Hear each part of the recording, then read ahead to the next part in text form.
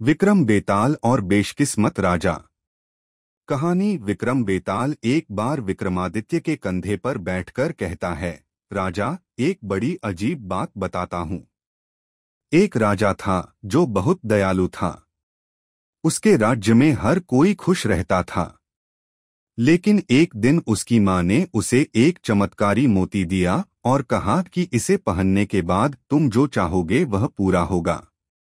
राजा ने मोती पहनकर राज्य में खुशियां बांटी, लेकिन एक दिन उसने सोचा, अगर मैं मोती से और ज्यादा शक्तिशाली हो जाऊं तो, और फिर उसने राज्य के सभी लोगों को तंग करना शुरू कर दिया। बेताल ने सवाल किया, राजा को क्या हुआ? उसने मोती से शक्ति का प्रयोग क्यों किया? कहानी के अंत में विक्रम बेताल राजा से यह सवाल करता है, क्या राजा को उसकी शक्ति का सही उपयोग करना चाहिए था, या फिर उसने अपनी शक्तियों का दुरुपयोग किया? विक्रम और नास्तिक साधु। कहानी। एक समय की बात है, विक्रमादित्य एक जंगल में जाते हैं और वहां उन्हें एक साधु मिलता है जो ईश्वर के अस्तित्व को नकारता था। साधु कहता है, ईश्वर कहीं नहीं है, जो कुछ भी होता है वह हमारी ही इच्छा से होता है। विक्रम ने उसका चैलेंज लिया और कहा, अगर तुम सचमुच नास्तिक हो तो मुझे यह साबित करके दिखाओ कि ईश्वर नहीं है। साधु ने एक चुनौती दी, कल सुबह हम दोनों एक पेड़ के नीचे बैठेंगे और जो पहला व्यक्ति असत्य बोलेगा वह हार जाएगा।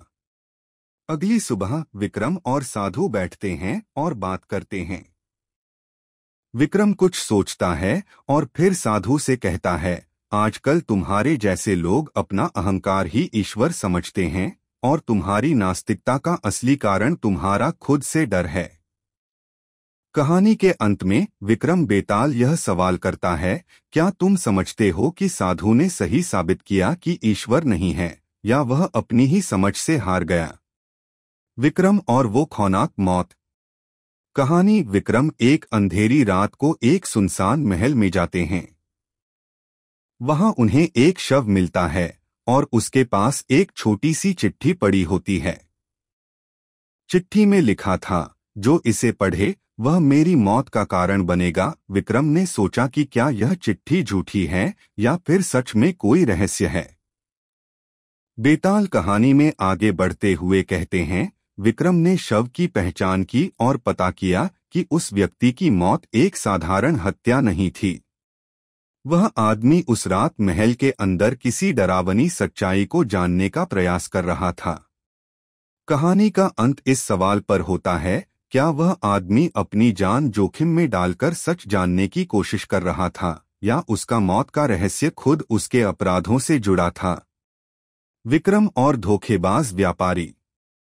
कहानी। विक्रमादित्य एक दिन एक व्यापारी से मिलता है जो अपने व्यापार में बहुत सफल था। व्यापारी ने विक्रम से कहा, मेरे पास एक राज है जिससे मैं हर बार मुनाफा कमाता हूँ, लेकिन मुझे कभी न कभी इसका फल भुगतना पड़ सकता है। विक्रम ने व्यापारी से पूछा, क्या वह राज मुझे बता सकते हो?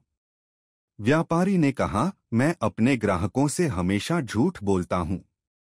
हर बार मैं उनकी आंखों में धूल झोंकता हूँ और वे मुझे हीरो मानते हैं। कहानी के अंत में विक्रम बेताल यह सवाल करते हैं, क्या व्यापारी का झूठ ही उसकी सफलता का राज था, या यह झूठ एक दिन उसे भारी पड़ने वाला था? विक्रम और भगवान का साक्षात्कार।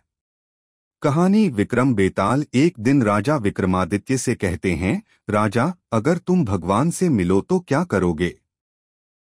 विक्रम सोचते हैं और फिर कहते हैं, मैं भगवान से यह पूछूंगा कि वह मुझे ऐसा शांति का रास्ता दे जिससे मैं पूरे राज्य को सच्चाई और न्याय से चलाऊं।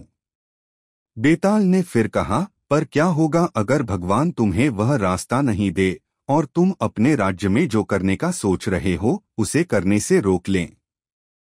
कहानी का अंत इस सवाल पर होता है, क्या विक्रम का विश्वास सच था, या फिर भगवान ने उसे उसकी ताकत और जिम्मेदारी का सही एहसास करवा दिया?